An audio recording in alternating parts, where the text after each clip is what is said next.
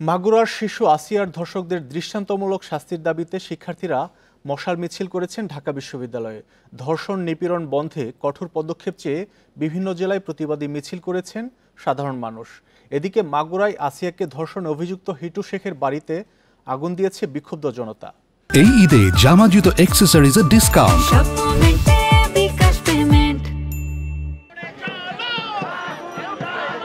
মাগুরায় আসিয়ার মরদেহ দাফনের প্রস্তুতি চলছিল তখন, আর মশাল মিছিলে ঢাকা বিশ্ববিদ্যালয় এলাকা উত্তাল করেন শিক্ষার্থীরা।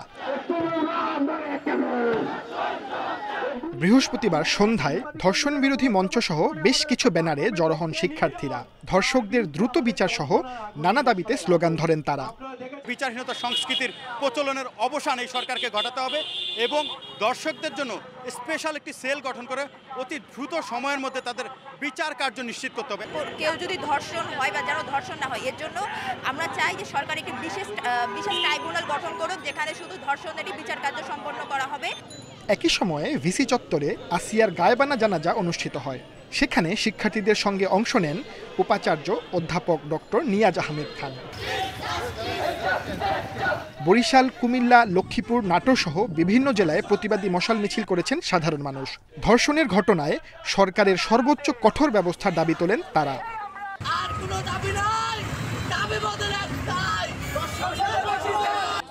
এদিকে মাগুরায় আসিয়াকে ধর্ষণে অভিযুক্ত হিটু শেখের বাড়িতে রাতে আগুন দেয় বিক্ষুব্ধ জনতা। ভেঙে ফেলা হয় বাড়ির বাইরের দেয়ালও। Sajjad Hossain, Independent news.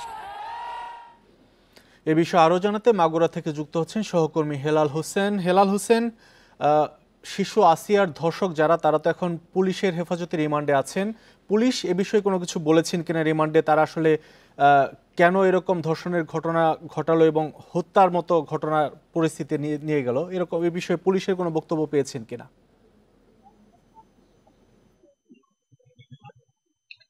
আপনাকে জানিয়ে রাখি, আসলে এই শিশু মৃত্যুর সংবাদে কিন্তু গোটা জাতি কিন্তু বাঁকড়ে পড়েছে। আমি এখন দাঁড়িয়ে রয়েছি মাগুরার শ্রীপুরের এই শিশুটির বাড়ির সামনে, কিন্তু আমি দাঁড়িয়ে রয়েছি। এখানে কিন্তু শিশুটির আত্মীয় স্বজন এসেছেন এবং শিশুটির যে পরিবার রয়েছেন তারা কিন্তু শোকে একেবারেই বিভোর হয়ে পড়েছেন। তারা বলছেন যে আসলে এই তাদের শিশুটির সাথে যে পাশবিক নির্যাতন করা হয়েছে, এই নির্যাতনের কারণে কিন্তু তার শিশুটি মারা গেছেন বলে পরিবার বলছেন। আমি একটি বিষয় জানিয়ে রাখি যে আসলে এই শিশুটি যখন পাশবিক নির্যাতনের শিকার হয়, তারপরেই কিন্তু শিশুটির মা মাগুরা থানাতে বাদী হয়ে মামলাটি করেন। মামলা করার পরে কিন্তু যে আসামিরা ছিলেন, এজাহারভুক্ত আসামিদেরকে ঢাকাতে নিয়ে তাদের ডিএনএ নমুনা সংগ্রহ করা হয়। ডিএনএ নমুনা সংগ্রহের পরে কিন্তু তাদেরকে মাগুরা জেল হাজতে রাখা হয় বলে জানিয়েছেন মামলার তদন্তকারী কর্মকর্তা। একটি বিষয় জানিয়ে রাখি, আসলে এই মামলার এখন পর্যন্ত যে 7 দিনের রিমান্ড মঞ্জুর করেছে মামলার যে এজাহারভুক্ত প্রথম আসামি, তার 7 দিনের রিমান্ড মঞ্জুর করেছে এবং অন্য আসামিদের 5 দিনের রিমান্ড মঞ্জুর করেছে। আসলে এখন পর্যন্ত মামলার যে তদন্তকারী কর্মকর্তার সাথে কথা বলেছিলাম, এখন পর্যন্ত কিন্তু তারা নির্দিষ্টভাবে বলতে পারেনি আসলে এর সাথে জড়িত কে রয়েছেন। আসলে তারা বলেছেন যে এই ডিএনএ নমুনার সংগ্রহ করেছেন, এটির তথ্য রেজাল্ট আসলেই কিন্তু বলা যাবে আসলে এই যে পাশবিক নির্যাতনের সাথে আসলে জড়িত ছিলেন কে।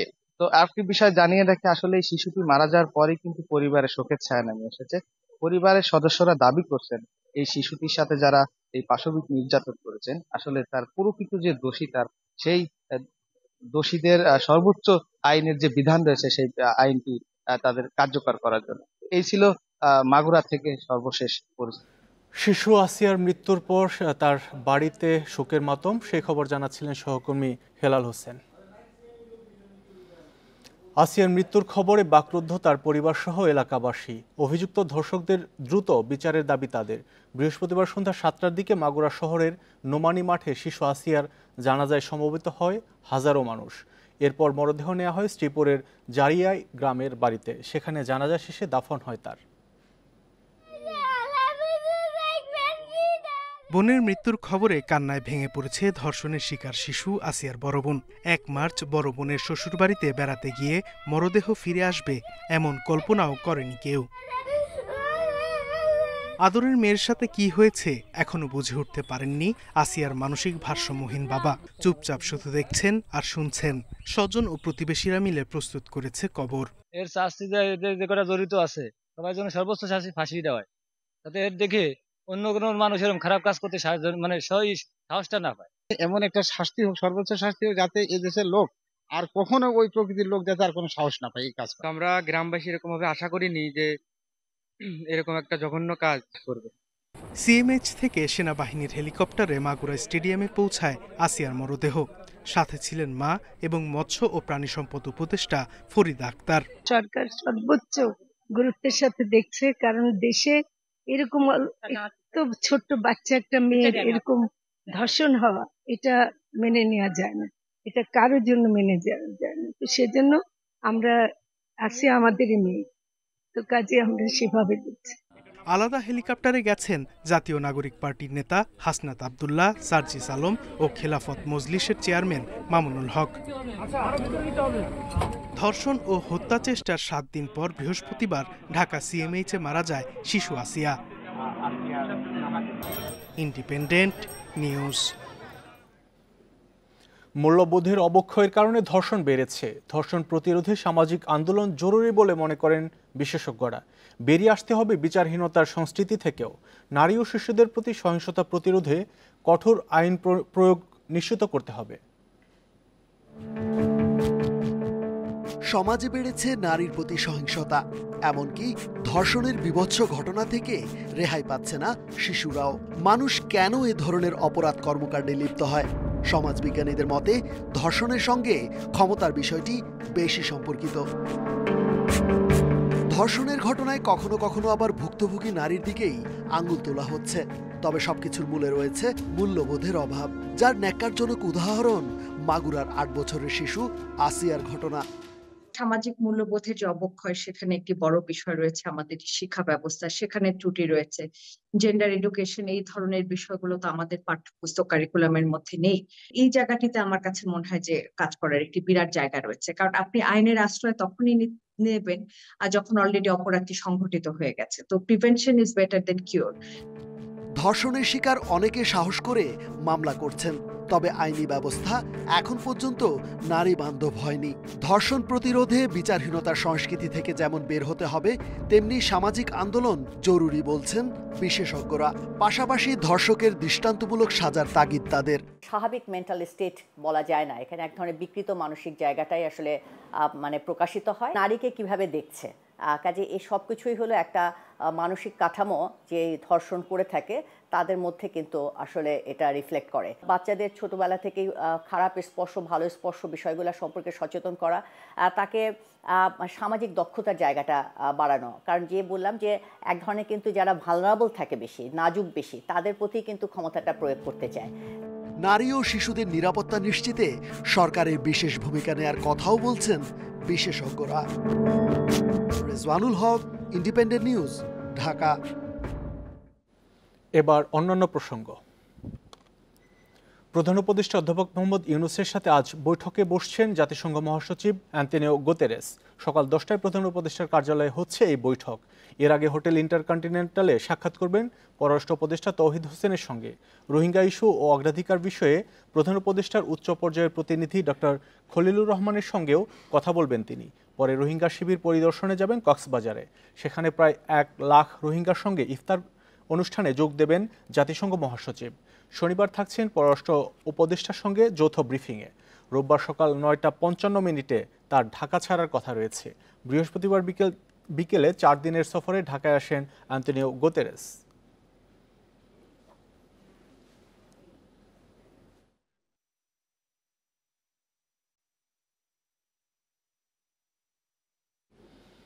জাতিসংঘ মহাসচিব অ্যান্তোনিও গুতেরেস এবং প্রধান উপদেষ্টা ডক্টর মোহাম্মদ ইউনূসের কক্সবাজার সফর ঘিরে নতুন স্বপ্ন দেখছেন রোহিঙ্গারা। শুক্রবার তাদের সফর ঘিরে নেওয়া হয়েছে কড়া নিরাপত্তা। এদিন অন্যান্য কর্মসূচির পাশাপাশি 1 লাখ রোহিঙ্গার সঙ্গে ইফতার করবেন তারা। কাঁটাতারের বেষ্টনীর ভেতরে রোহিঙ্গা ক্যাম্পে প্রস্তুত করা হয়েছে প্যান্ডেল ও সামিয়ানা। জাতিসংঘ মহাসচিব অ্যান্তোনিও গুতেরেস এবং প্রধান উপদেষ্টা ডক্টর মোহাম্মদ ইউনূসের সফর ঘিরে এই আয়োজন। কয়েক ঘন্টার সফরে তারা কথা বলবেন রোহিঙ্গা নারী পুরুষ ও শিশুদের সাথে, পরিদর্শন করবেন রোহিঙ্গাদের লার্নিং, কালচারাল ও প্রোডাকশন সেন্টার। তাদের এই সফর রোহিঙ্গাদের নিজ দেশে ফিরে যাওয়া নিয়ে তৈরি হয়েছে নতুন সম্ভাবনা। রোহিঙ্গাদের মনেও এই কনফিডেন্স তৈরি হবে যে তাদের পাশে বাংলাদেশ সারা বিশ্ব সম্প্রদায় রয়েছে, সুতরাং মাতৃভূমিতে ফেরত যাওয়ার তাদের এখন সাহস তৈরি হবে। বাস্তুচ্যুত হওয়ার পর ক্যাম্পের কষ্টের জীবন থেকে মুক্তি পেতে নাগরিক অধিকার নিশ্চিতের জন্য নিজ দেশে ফিরে যাওয়ার বিকল্প নেই। এবার জাতিসংঘ মহাসচিবের এই সফরের দিকে চেয়ে আছেন লাখ লাখ রোহিঙ্গা। অ্যান্তোনিও গুতেরেস যদি আমাদের কাছে আসে তখন আমরা একটাই কথা বলবো, বাংলাদেশ আমাদের দেশ নয়, এখানে আমরা সারা জীবন থাকতে চাই না। 8 বছর হয়ে গেছে, আমাদেরও দেশ আছে। রোহিঙ্গাদের দায় দায়িত্ব হলো UNHCR এর। তারা যদি আমাদের সেফ জোন করে দেয় তাহলে আমরা এখন চলে যাব। দুই গুরুত্বপূর্ণ ব্যক্তির সফর ঘিরে নতুন করে স্বপ্ন দেখছেন আশ্রিতরা। আমাদের এখন যে খাবার দিচ্ছে সেগুলো মহাসচিবের হাত দিয়ে আসছে। আগে $12.5 দিয়েছিল, সেগুলো আমাদের জন্য পর্যাপ্ত ছিল না। এখন $6 দিবে, এটাও পর্যাপ্ত নয়। আমাদের দেশে আমরা ফিরে যেতে চাই। 2017 সালে আমরা যত মানুষ এসেছি, মিয়ানমারে সবার জায়গা জমি আছে। নিরাপত্তা পরিবেশ তৈরি করে দিলে আমরা আবার ফেরত যাব। একই দিন অন্যান্য কর্মসূচির পাশাপাশি 1 লাখ রোহিঙ্গার সাথে ইফতার করবেন জাতিসংঘ মহাসচিব ও সরকার প্রধান। তাদের আগমন ঘিরে রোহিঙ্গা ক্যাম্পে নেওয়া হয়েছে বিশেষ নিরাপত্তা ব্যবস্থা। তৌফিকুল ইসলাম, ইন্ডিপেন্ডেন্ট নিউজ, কক্সবাজার। নির্বাচনকে সামনে রেখে নিবন্ধন পেতে তৃণমূল সাজাতে অগ্রাধিকার দিচ্ছে নবগঠিত দল জাতীয় নাগরিক পার্টি, যেখানে যুক্ত হতে পারবেন ফ্যাসিবাদ বিরোধী অন্য দলের সাবেক অভিজ্ঞ সদস্যরাও। এদিকে দেশের বিভিন্ন জেলায় কমিটি সাজাচ্ছে বাংলাদেশ গণতান্ত্রিক ছাত্র সংসদ। এদিকে লেজুর বৃত্তি না থাকলেও নির্বাচনে থাকতে পারে এনসিপির প্রতি সমর্থন। জুলাই অভ্যুত্থানের আকাঙ্ক্ষাকে সামনে রেখে আত্মপ্রকাশ করে নতুন রাজনৈতিক দল জাতীয় নাগরিক পার্টি এনসিপি। এর আগে আত্মপ্রকাশ হয় ছাত্র সংগঠন বাংলাদেশ গণতান্ত্রিক ছাত্র সংসদের। জুলাই অভ্যুত্থানে সাহসী ভূমিকা রাখলেও দল দুটোর নেতৃত্বে থাকা তরুণদের অধিকাংশেরই নেই কোনো রাজনৈতিক অভিজ্ঞতা। আসন্ন নির্বাচন সামনে রেখে নিবন্ধনের শর্ত পূরণে তৃণমূল গোছাতে নজর দিচ্ছে এনসিপি। একটি রাজনৈতিক দলের নিবন্ধন করতে যে শর্তগুলো পূরণ করতে হয়, 1/3 জেলায় অফিস লাগে, আবার শতাধিক থানা বা উপজেলা পর্যায় পর্যন্ত অফিস এবং কমিটির বিস্তৃতি লাগে। এই শর্তগুলো পূরণ করতে যত অল্প সময়ের মধ্যে আমরা পারি, আমরা সেই চেষ্টাটা নেব। রাজনীতিতে নাম লেখাতে প্রতিদিন কার্যালয়ে আসছে নানা প্রান্তের মানুষ। জুলাই অভ্যুত্থানে অংশগ্রহণকারীদের পাশাপাশি সমাজের সৎ রাজনীতি অভিজ্ঞ মানুষ খুঁজছে দলটি। নানা শ্রেণী পেশার মানুষ, নানা বয়সের মানুষ, যারা সিনিয়র সিটিজেন আছেন, রাজনীতিতে প্রাপ্য, অন্যান্য রাজনৈতিক দলের সঙ্গেও তাদের যুক্ততা এর আগে থাকতে পারে, আবার নাও থাকতে পারে। এমন যারা বয়সী মানুষেরা আছেন, আমরা তাদেরকেও আমাদের দলের সাথে অন্তর্ভুক্ত করতে চাচ্ছি। এদিকে গবেষণা ও কারিগরি শিক্ষার মান উন্নয়নের লক্ষ্য বাংলাদেশ গণতান্ত্রিক ছাত্র সংসদের। 14টি সাংগঠনিক বিভাগ আকারে আমরা সারা দেশ থেকে ভাগ করছি। তো সেখানে গড়ে 4 থেকে 5টি করে হচ্ছে যে জেলা প্রতিটি সাংগঠনিক বিভাগে থাকবে। তো প্রতিটি সাংগঠনিক বিভাগে আবার নির্দিষ্ট সংখ্যক কেন্দ্রীয় কমিটির লোক দায়িত্বশীল থাকবে। এনসিপির সঙ্গে আদর্শগত মিল থাকলেও সংগঠনটি তাদের উপর কোনো প্রভাব বিস্তার করতে পারবে না। তবে জুলাইয়ের আকাঙ্ক্ষা বাস্তবায়নে নির্বাচনে এনসিপির প্রতি সমর্থন থাকতে পারে। জুলাই অভ্যুত্থানের যে স্পিরিট, আকাঙ্ক্ষা, সেটাকে প্রত্যাশা পূরণে তাদের স্তরীয় ঘোষণা করে সেক্ষেত্রে আমরা অবশ্যই এনসিপিকে ইলেকশনে সাপোর্ট করার সুযোগ আছে। 70-এর নির্বাচনে কিন্তু অনেক ছাত্রনেতারাও আপনার জাতীয় ইলেকশন কিন্তু করে। তো সেই ক্ষেত্রে আমাদের ছাত্র সংগঠন থেকে অনেকের মধ্যে আমি দেখছি যে সে আকাঙ্ক্ষা আছে। তো সেক্ষেত্রে ছাত্র সংগঠনের পক্ষ থেকে আসলে অনেকেই ইলেকশন অংশগ্রহণ করার সুযোগ আছে। এদিকে প্রাইভেট ও পাবলিক বিশ্ববিদ্যালয় দ্বন্দ্ব প্রসঙ্গে আবু বাকের বলেন, আলোচনার মাধ্যমে ধীরে ধীরে এর সমাধান হবে। ইকরামুল কবির, ইন্ডিপেন্ডেন্ট নিউজ, ঢাকা। রাজনৈতিক দলগুলোর মধ্যে কৃত্রিম বিভেদ সৃষ্টি করা হচ্ছে, এতে গণঅভ্যুত্থানের আকাঙ্ক্ষা ব্যাহত হচ্ছে বলে মনে করেন বিএনপি নেতারা। তারা বলেন, সংস্কার ইস্যুতে আলোচনা চলবে, এর মধ্যেই নির্বাচনী রোডম্যাপ ঘোষণা করতে হবে। বৃহস্পতিবার ঢাকায় আলাদা অনুষ্ঠানে এসব কথা বলেন বিএনপি নেতারা। রাজনৈতিক নেতা ও পেশাজীবীদের সম্মানে নুরুল হক নূরের গণ অধিকার পরিষদের এ ইফতার অনুষ্ঠান। যোগ দেন বিএনপি জামাত সহ বিভিন্ন রাজনৈতিক দলের নেতা এবং বিশিষ্টজনেরা। ইফতার অনুষ্ঠানে রমজানের তাৎপর্য সহ সমসাময়িক নানা ইস্যুতে বক্তব্য রাখেন বিভিন্ন দলের নেতারা। যে কোনো ব্যক্তি যদি আল্লাহকে ভয় করে সে সুদ খেতে পারে না, হারাম খেতে পারে না, দর্শন করতে পারে না, মিথ্যা বলতে পারে না। ইফতার অনুষ্ঠানে উঠে আসে রাজনৈতিক প্রসঙ্গ। বিএনপি নেতাদের দাবি, সমমনা সব রাজনৈতিক দল ঐক্যবদ্ধ থাকলে ফ্যাসিবাদ ফিরে আসার সুযোগ পাবে না। বিভেদ ভুলে সবাইকে ঐক্যবদ্ধ থাকার আহ্বান জানান তারা। বাংলাদেশকে বিল্ড আপ করার জন্য, গড়ে তোলার জন্য এরকমই থাকতে পারি। অসুবিধাটা কোথায়? আমাদের তো কোনো অসুবিধা দেখি না আমি, কিন্তু কৃত্রিমভাবে অসুবিধার সৃষ্টি করা হচ্ছে, চেষ্টা করা হচ্ছে। বিভিন্ন দল একে অপরের দিকে কথা বলছে, কাদা ঝুঁকছে। এই জিনিসটা ঠিক না। তাহলে 5 তারিখের যে আমাদের আন্দোলন, আমাদের বিজয়, এটা নিঃশেষ হয়ে যাবে। এই সংস্কার, আলাপ আলোচনা, প্রস্তাব গ্রহণ করা এগুলো চলতে থাকবে, কিন্তু আমাদেরকে জাতীয় সংসদ নির্বাচনের জন্য একটি সিদ্ধান্ত নিতে হবে। সেজন্য আমরা রোড ম্যাপ চাই। এদিকে জাতীয় প্রেস ক্লাবের সামনে এক অনুষ্ঠানে বিএনপি নেতা জয়নুল আবদিন ফারুক ছাত্রদের নতুন দলকে সংসদ নির্বাচন আগে করা ইস্যুতে মতভেদ সৃষ্টি না করার আহ্বান জানান। এমন একটি বিষয়ে মতৈক্য না করি, যে মতানৈক্য না করি সংসদ নির্বাচন, সকল সমস্যার সমাধান ওই জাতীয় সংসদ স্পিকারের সভাপতিত্বে হবে। ফ্যাসিস্ট সরকারের আমলে দায়িত্বপ্রাপ্ত 3 প্রধান নির্বাচন কমিশনারকে গ্রেপ্তারের দাবি জানান তিনি। মাহমুদ শরীফ, ইন্ডিপেন্ডেন্ট নিউজ, ঢাকা। প্রায় 4000 কোটি টাকার ইভিএমের দায়িত্ব নিতে চায় না কেউ। 9 মাস আগে ইভিএম প্রকল্প শেষ হলেও এখনও বুঝে নেয়নি নির্বাচন কমিশন। প্রকল্প পরিচালক বলছে প্রকল্পের আওতায় কেনা মালামাল বুঝিয়ে দিলেও নিচ্ছে না কমিশন। অন্যদিকে ইসি বলছে সোর্স কোড বা কারিগরি সত্ত্ব, ডিজাইন, ডেটাবেজ বুঝিয়ে দিলেই ইভিএম নেবে তারা। এমন সংকটে আটকে আছে ইভিএম হস্তান্তর। একাদশ জাতীয় সংসদ নির্বাচনের আগে 2018 সালে 3825 কোটি টাকা ব্যয়ে 1.5 লাখ ইভিএম কেনে নির্বাচন কমিশন। 2023 সালের জুনে প্রকল্পের মেয়াদ শেষ হওয়ার কথা থাকলেও তা 1 বছর বেড়ে গত বছর জুনে শেষ হয়। প্রকল্পের আওতায় কেনা 1.5 লাখ ইভিএমের মধ্যে এখনও প্রায় 1200টির খোঁজ নেই। অন্যদিকে 1 লাখের বেশি ইভিএম নষ্ট। ত্রয়োদশ নির্বাচনে ইভিএমে নয়, কেবল ব্যালট পেপারের মাধ্যমে ভোট হবে। 9 মাস আগে ইভিএম প্রকল্পের মেয়াদ শেষ হয়ে গেলেও কমিশনের পক্ষে এখন পর্যন্ত পুরোপুরি ইভিএম টেক ওভার করা হয়নি। কবে নাগাদ ইভিএম হস্তান্তর হবে তা নির্দিষ্ট করে কমিশন ও প্রকল্প সংশ্লিষ্ট কেউ বলতে পারেনি। আমাদের পক্ষ থেকে, প্রকল্পের পক্ষ থেকে যাবতীয় কাজ আমরা সম্পন্ন করেছি, বেশ কয়েকবারই সম্পন্ন করেছি এবং যেভাবে চেয়েছে সেভাবে আমরা কয়েক দফা তাদেরকে বোঝানোর জন্য সকল দলিল, দস্তাবেজ এবং পরিদর্শনে সকল ব্যবস্থা করা হয়েছে। যিনি এটা নেবেন তিনি যদি বলেন যে আমি এটা আর একটু বিস্তারিত দেখতে চাই, তার সেটা প্রাধিকার আছেই, তাই না? যে আমি আর একটু ভালো করে বুঝে নিতে চাই যে হ্যাঁ এটা এখানে কার্যকর। এখন এটার জন্য একটু সময় লাগতে পারে, সে সময়টা প্রাতিষ্ঠানিকভাবে দেওয়া আমার মনে হয় উচিত। প্রকল্প ডিজাইনে দুর্বলতা ছিল বলে মনে করছে সংশ্লিষ্টরা। অন্যদিকে কমিশন বলছে ইভিএমের কারিগরি বিষয় বুঝে না পেয়ে হস্তান্তরে দেরি হচ্ছে। এখন সোর্স কোডটা যদি আমি না জানি বা ওই মেশিনের সাথে যেটা কম্প্যাটেবিলিটি যদি না জানি, তাহলে যদি ভবিষ্যতে কখনো এটা ব্যবহার করার কথা আসে, যে কটাই থাকুক, বা পরবর্তীতে ডিসপোজালের ক্ষেত্রে ওই জিনিসটার প্রয়োজন আছে। যে এখন সোর্স কোড বোঝার বিষয়, সেটা আমাদের প্রকল্পের স্কোপের বাইরে। প্রকল্প সেভাবে ডিজাইন হয়নি যে সোর্স কোডের যে ডেভেলপ, বিল্ড ইত্যাদি নিয়ে এগুলো কাজ করার মতো করে প্রকল্পটি তৈরি হয়নি। যেহেতু এটা তৈরি হয়নি, তো সেই বিষয়টা আমাদের প্রকল্পের পক্ষে বোঝানো সম্ভব না। প্রকল্প যেভাবে ডিজাইন করা হয়েছে, প্রকল্প যেভাবে প্রস্তুত করা হয়েছে, এটা যেভাবে সমাপ্ত করা হয়েছে সেই অনুযায়ী সকল কিছুই দিয়ে দেওয়া হয়েছে।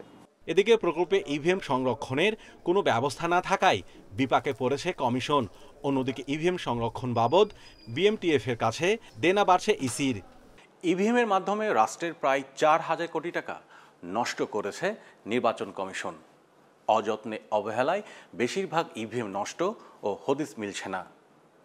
এমন অবস্থায় হস্তান্তর নিয়ে জটিলতার মধ্যে ভবিষ্যতে ইভিএম নিয়ে কি করা হবে খোদ জানে না নির্বাচন commission. Mahmudul Hasan, independent News, Dhaka. Doctor Arefin Siddique মারা গেছেন। মস্তিষ্কে রক্তক্ষরণে চিকিৎসাধীন ছিলেন বারডেম হাসপাতালে। বেলা 11টায় ধানমন্ডির বাইতুল আকসা মসজিদে হবে তার প্রথম জানাজা। 2009 সাল থেকে 8 বছর ঢাকা বিশ্ববিদ্যালয়ের উপাচার্যের দায়িত্বে ছিলেন সাংবাদিকতা বিভাগের এই শিক্ষক। চলে গেলেন অধ্যাপক আরিফিন সিদ্দিক। গত রাত 11:15টার দিকে রাজধানীর বারডেম হাসপাতালে মৃত্যু হয় ঢাকা বিশ্ববিদ্যালয়ের সাবেক এই উপাচার্যের। হঠাৎ অসুস্থ হয়ে 6 মার্চ ভর্তি করা হয়েছিল হাসপাতালে। এরপর অবস্থার অবনতি হলে নেওয়া হয়েছিল আইসিইউতে। স্বজনেরা জানাচ্ছেন মস্তিষ্কে রক্তক্ষরণেই মৃত্যু হয়েছে তার। ঢাকা ক্লাবে ইফতারি কিনতে গিয়ে উনি হঠাৎ করে স্ট্রোক করে পড়ে গেছেন। তারপরে ব্রেন হ্যামারেজ হয়ে গেছে। ওই ব্রেন হ্যামারেজ হয়ে যাওয়ার পরেই ওইভাবেই গত 7 দিন, গত বৃহস্পতিবার দিন দুপুর 2:30টার দিকে ঘটনা ঘটেছিল। তো আজ পর্যন্ত উনি কোমাতে ছিলেন। তা আজকে 10:45-এ ডাক্তাররা ওনাকে অফিসিয়ালি ডিক্লেয়ার করলো যে উনি মারা গেছেন। সাংবাদিকতা বিভাগের এই শিক্ষকের মৃত্যুর খবরে রাতেই হাসপাতালে আসেন স্বজন শুভানুধ্যায়ীরা। জানান তার হাত ধরেই গণমাধ্যমে এসেছেন অনেক খ্যাতিমান সাংবাদিক। আমরা স্যার যে চলে গেলেন এইভাবে হঠাৎ করে, এটাতে আমাদের জন্য এটা একটা কষ্টের বিষয় এবং আমরা স্যারের বিদেহী আত্মার মাগফিরাত কামনা করি। কোনো দুর্নীতির অভিযোগ শুনিনি, কোনো পক্ষপাতিত্বের অভিযোগ আমরা শুনিনি এবং তিনি অত্যন্ত সৎভাবে জীবনযাপন করতেন। প্রশাসনেও তিনি তেমনি জীবনযাপন করেছেন। ধানমন্ডি ঈদগাহ জামে মসজিদে জানাজা শেষে তার দাফন হবে আজিমপুরে বাবা মায়ের কবরে। Hasif Mahmud Shah, Independent News, Dhaka.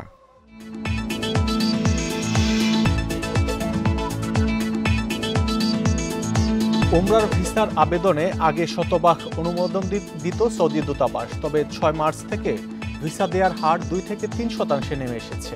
এতে জটিলতায় পড়েছেন ওমরার অপেক্ষায় লক্ষাধিক যাত্রী। একই কারণে হজের জন্য বাড়ি ভাড়া করতে যেতে পারছে না এজেন্সি প্রতিনিধিরা। ধর্ম উপদেষ্টা বলেছেন সংকট সমাধানে রিয়াদের সঙ্গে যোগাযোগ করা হবে।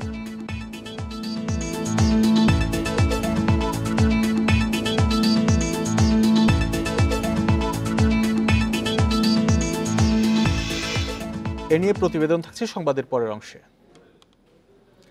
গরুর মাংস বিক্রি হচ্ছে 780 টাকা কেজি দরে। প্রাণী সম্পদ অধিদপ্তরের হিসাবে বছরে মাংসের চাহিদা 76 লাখ টন, আর দেশের খামারে উৎপাদন হচ্ছে 92 লাখ টন। খামারিরা বলছেন পশুর খাবার ও উৎপাদন খরচ বেশি হওয়ায় মাংসের দাম কমছে না। আমদানিকারকরা জানান মাংস আমদানি করা হলে 500 টাকা কেজিতে দেয়া সম্ভব, তবে আমদানিতে আগ্রহী নয় অধিদপ্তর। গত 10 বছরে দেশে গরু বেড়েছে 14 লাখ, তারপরও মাংসের দাম বেড়েছে 150% বেশি। এখন 1 কেজি গরুর মাংস বিক্রি হচ্ছে 780 টাকা দরে। উৎসব আসলে দাম আরও বাড়ে।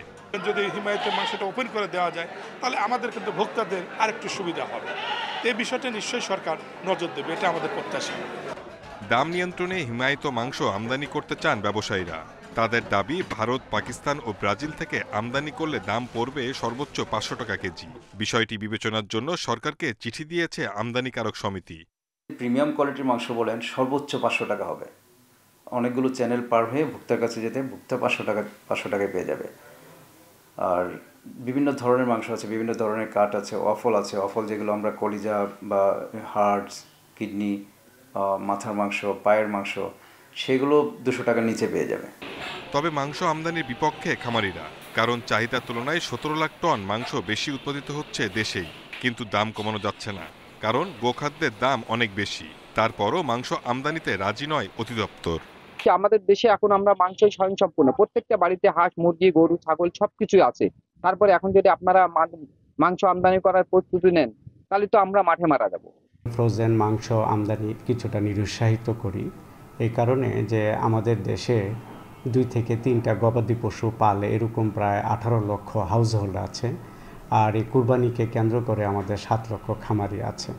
তো বাংলাদেশে গবাদি পশুর সরবরাহটা আমরা বলতে চাই যে আমাদের যে ন্যূনতম চাহিদা 120 গ্রাম, এই চাহিদা পূরণে আমরা স্বয়ংসম্পূর্ণ। 2022 সাল থেকে মাংস আমদানি করতে প্রাণী সম্পদ অধিদপ্তরে অনুমতি নিতে হয়, তারপর আর বিদেশ থেকে মাংস আসেনি। Shahid Ahmed, Independent News, Dhaka. ঈদ উপলক্ষে আজ থেকে শুরু হয়েছে ট্রেন ও বাসের আগাম টিকিট বিক্রি। এবারও শতভাগ অনলাইনে মিলছে ট্রেনের টিকিট। আজ দেওয়া হচ্ছে 24 মার্চের টিকিট। রেলের পশ্চিমাঞ্চল, রাজশাহী, রংপুর ও খুলনা বিভাগের টিকিট বিক্রি শুরু হয়েছে সকাল 8টা থেকে। আর দুপুর 2টা থেকে মিলবে পূর্বাঞ্চল, ঢাকা, চট্টগ্রাম ও সিলেট বিভাগের টিকিট। এরপর পর্যায়ক্রমে 15, 16, 17, 18, 19 ও 20 মার্চ বিক্রি করা হবে 25, 26, 27, 28, 29 ও 30 মার্চের টিকিট। এদিকে আজ থেকে বাসের আগাম টিকিটও বিক্রি শুরু হয়েছে। মন্ত্রণালয় থেকে জানানো হয়েছে, টিকিটের কালোবাজারি ও বাড়তি ভাড়া আদায় রোধে টার্মিনালগুলোই থাকবে পর্যবেক্ষণ দল। কোনো অভিযোগ পেলে তাৎক্ষণিক ব্যবস্থা নেওয়া হবে। ঈদে ফিরতি যাত্রার আন্তনগর ট্রেনের টিকিট বিক্রি শুরু হবে আগামী 24 মার্চ।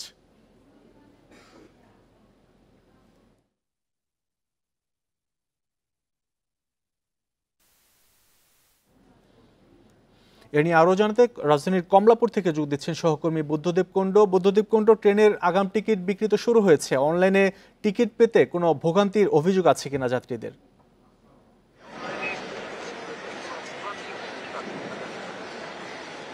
শরীফ, আপনি জানেন যে গত 2-3 বছর ধরে যে অনলাইনে শতভাগ টিকিট বিক্রি হচ্ছে, এতে কিন্তু আমরা এর আগে যেমনটি দেখেছি কমলাপুর রেল স্টেশনে অগ্রিম টিকিট, বিশেষ করে ঈদের অগ্রিম টিকিট বিক্রির সময় যে উপচে পড়া ভিড় থাকতো এবং সারা রাত জেগে অনেকে কয়েক ঘন্টা দীর্ঘক্ষণ লাইনে দাঁড়িয়ে যে টিকিট সংগ্রহ করতেন, সেই চিত্র কিন্তু এখন আর নেই। আপনি জানেন যে গত কয়েক বছর ধরাই এই অনলাইনে শতভাগ টিকিট বিক্রি হচ্ছে এবং সেইটা যদি আমরা সেই বিষয়গুলো যদি বলি যে প্রতিদিন প্রায় ঢাকা থেকে 35,315টি টিকিট বিক্রি হবে আসা এবং যাওয়ার, অর্থাৎ 24 তারিখে ঈদে ঘরমুখী মানুষের যে চাপ থাকবে সেইটা টিকিট আজকে দেয়া শুরু হয়েছে এবং সকাল 8টা থেকে শুরু হয়েছে পশ্চিমাঞ্চলের রাজশাহী, রংপুর এবং খুলনা বিভাগের যারা টিকিট কাটবেন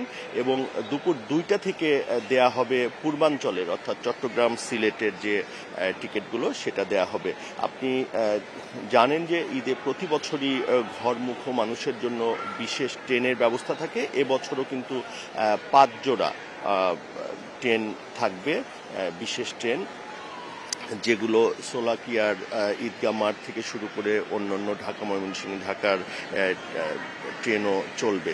আরেকটি জিনিস, এখানে রেল উপদেষ্টা গত রবিবার একটি সংবাদ সম্মেলন করে জানিয়েছেন যে টিকিট কালোবাজারির রোধে তারা পর্যাপ্ত সংখ্যক অফিসার নিয়োগ করেছেন এবং তাদের পর্যবেক্ষক দল থাকবে। তারা কিন্তু টিকিট কালোবাজারি এবং কেউ যেন অন্যর আইডি দিয়ে টিকিট কাটতে না পারে এবং সেটা কালোবাজারি করতে না পারে, সেই ব্যবস্থাটা তারা নেবেন। আরেকটি জিনিস এখানে বলা হচ্ছে যে যদি ঘরমুখী মানুষের কোনো যেন সমস্যা না হয়, সেজন্য রেল স্টেশনগুলোতে সিসি ক্যামেরা থাকবে এবং এখানে কোনো ধরনের যেন বিঘ্ন না ঘটে সেই ব্যবস্থাও তারা রেখেছে। আরেকটি জিনিস আমরা প্রতি বছরই দেখি যে ঘরমুখী মানুষের এতটাই চাপ থাকে, একদম ট্রেন দাঁড়িয়ে যাওয়ারও জায়গা থাকে না, সেটাও কিন্তু এবার রোধ করা হবে বলে রেল উপদেষ্টার পক্ষ থেকে জানানো হয়েছে এবং শুধুমাত্র আগে যেদিন যাত্রীরা যেতে চায় সেই স্ট্যান্ডিং টিকিট বিক্রি হবে 25%, অর্থাৎ যেন মানুষ এমনি টিকিট যদি সিট না পায় তারপরেও 25% যেন দাঁড়িয়ে থেকে যেতে পারে, সে ব্যবস্থাটাও রেলওয়ে রেখেছে। তারা আশা করছেন যে এবার ঘরমুখী মানুষ খুব নির্বিঘ্নে যাত্রা করতে পারবেন। শরীফ, ঈদ উপলক্ষে ট্রেনের আগাম টিকিট বিক্রি শুরু হয়েছে। এবারও শতভাগ টিকিট অনলাইনে বিক্রি হচ্ছে, সেই খবর জানাচ্ছিলেন সহকর্মী বুদ্ধদেব কুণ্ড। উমরার ভিসার জন্য শতভাগ আবেদনেই অনুমোদন দিত ঢাকার সৌদি দূতাবাস, কিন্তু 6 মার্চ থেকে তা নেমেছে 2 থেকে 3%। রমজানে উমরাহ করার অপেক্ষায় লক্ষাধিক যাত্রী। এ কারণেই হজের জন্য বাড়ি ভাড়া করতেও যেতে পারছেন এজেন্সির প্রতিনিধিরা। ধর্ম উপদেষ্টা বলছেন, সংকট সমাধানে সৌদি আরবের সঙ্গে যোগাযোগ করা হবে। হজের খরচ বেড়ে যাওয়ায় কয়েক বছর ধরে বাংলাদেশ থেকে বেড়েছে ওমরার যাত্রী। প্রতি মাসে 25 থেকে 30 হাজার মানুষ মক্কায় যান, আর রমজানের ওমরার যাত্রী দাঁড়ায় লাখের কাছাকাছি। কিন্তু গেল 6 মার্চ থেকে নতুন ওমরা ভিসা একরকম বন্ধ। 100টি আবেদনের বিপরীতে ভিসা মিলছে 2 থেকে 3টি। রমজানে ওমরার জন্য কয়েক মাস আগেই টিকিট কেটে রাখেন যাত্রীরা। বর্তমানে এ সংখ্যা 30,000-এর বেশি। তাদের টিকিটের টাকা ফেরতের বিষয়ে তৈরি হয়েছে অনিশ্চয়তা, জানাচ্ছে হাব। এখন অনেকেরই যাত্রা বাতিল করতে হচ্ছে এবং এয়ারলাইন্সগুলো এই রিফান্ড দিতে অস্বীকৃতি জানাচ্ছেন। আমি মনে করি এটা একটা যৌক্তিক কারণে এই রিফান্ডগুলো পাওয়া উচিত এবং কেউ যাতে আর্থিকভাবে ক্ষতিগ্রস্ত না হয়। ইতিমধ্যে মানুষের মধ্যে, যাত্রীদের মধ্যে, এজেন্সিদের মধ্যে একটা চরম উৎকণ্ঠা তৈরি হয়েছে। এখানে শত শত কোটি টাকার একটা বিষয় ইনভলভ রয়েছে। আমরা আশা করি এই দেশের এই মূল্যবান বৈদেশিক মুদ্রাগুলো এয়ারলাইন্সগুলো যাতে এভাবে অনিয়মের মধ্যে নিয়ে যেতে না পারে সেই পদক্ষেপ আমাদের মন্ত্রণালয় গ্রহণ করবেন। এদিকে কয়েক বছর ধরে হজের বাড়ি ভাড়ার জন্য আলাদা ভিসা বন্ধ। এজন্য ওমরার ভিসা নিয়ে এসব কাজ করতে যান এজেন্সির প্রতিনিধিরা। ভিসা না পেয়ে তারাও যেতে পারছেন না, অথচ 25 মার্চ শেষ হচ্ছে বাড়ি ভাড়া করার সময়সীমা। কোনো রকম পূর্ব নোটিশ ছাড়া ওমরা ভিসা বন্ধ করা হয়েছে, যার কারণে এখন আমাদের এজেন্সির মালিকদের মধ্যে একটা চরম উদ্বেগ, উৎকণ্ঠা তৈরি হয়েছে। কারণ বাড়ি ভাড়াটা কোনোভাবে সরজমিনে গিয়ে না দেখে করার কোনো সুযোগ থাকে না। আবার রাজকীয় সৌদি সরকার থেকে একটা বাইন্ডিংস আছে 25 মার্চের মধ্যে বাড়ি ভাড়ার কাজটা শেষ করার জন্য। বাড়ি ভাড়া না হলে মিলবে না হজের ভিসা। সংকট নিরসনে মন্ত্রণালয়কে জানিয়েও সমাধান পাননি এজেন্সি মালিকরা। তবে এ নিয়ে সৌদি আরবের সঙ্গে যোগাযোগ করা হবে বলে জানিয়েছেন ধর্ম উপদেষ্টা। সৌদি কর্তৃপক্ষের সাথে আলাপ করে হাবের সদস্যের সাথে আলাপ করব, সৌদি গভর্নমেন্টের সাথে আলাপ করে আমরা সিদ্ধান্ত। এদিকে 29 এপ্রিল থেকে হজের ফ্লাইট শুরু করার কথা থাকলেও এখনও ঢাকা মদিনা রুটে ফ্লাইটের শিডিউলই নিশ্চিত হয়নি। Adilur Rahman, independent News, Dhaka. সাতক্ষীরার কালীগঞ্জ উপজেলার নলতা আহসানিয়া মিশনের উদ্যোগে এবারও চলছে ইফতার আয়োজন। প্রতিদিন এই আয়োজনে অংশ নেন 6 থেকে 8,000 মানুষ। এই আয়োজনে কাজ করছেন 2 শতাধিক স্বেচ্ছাসেবক। দেশের মধ্যে এটি সবচেয়ে বড় ইফতার জমায়েত, দাবি আয়োজকদের। সাতক্ষীরার কালীগঞ্জ উপজেলার নলতায় হজরত খান বাহাদুর আহসানুল্লাহর মাজার প্রাঙ্গণ। সামনেই বিশাল প্যান্ডেল। সেখানে প্রতিদিন ইফতার করেন 6 থেকে 8,000 মানুষ। রমজান মাস জুড়ে চলে এই আয়োজন। রোজাদারদের জন্য প্রতিদিন 12 মণ দুধ দিয়ে তৈরি করা হয় ফিরনি। থাকে ডিম, খেজুর, ছোলা, চিরা ও কলা। আমার বাসায় এখানে আমি ছোটবেলা থেকে 1997 সাল থেকে এখানে ইফতারি করে আসছি। ইফতারি করার জন্য আমরা বেনাপোল থেকে আসছি। আমরা একটা গাড়ি নিয়ে 5-7 জন এখানে আসছি আর কি। ইফতার সামগ্রী তৈরিতে কাজ করেন 2 শতাধিক স্বেচ্ছাসেবক।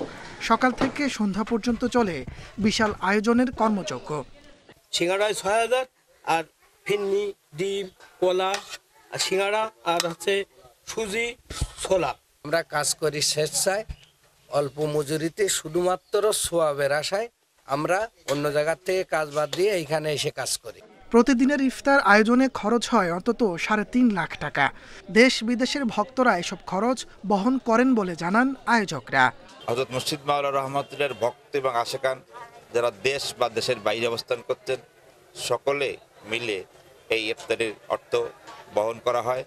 1950 সাল থেকে মাজার প্রাঙ্গণে স্বল্প পরিসরে চালু করা হয় এই আয়োজন। সময়ের সাথে ধীরে ধীরে বেড়েছে অংশগ্রহণকারী ও আয়োজনের পরিধি। Independent news. এই ছিল এখনকার সংবাদে। ইন্ডিপেন্ডেন্ট টেলিভিশনের সব খবর বিস্তারিত জানতে চোখ রাখুন ইউটিউব, ফেসবুক এবং এক্সে। এতক্ষণ সাথে থাকার জন্য ধন্যবাদ সবাইকে।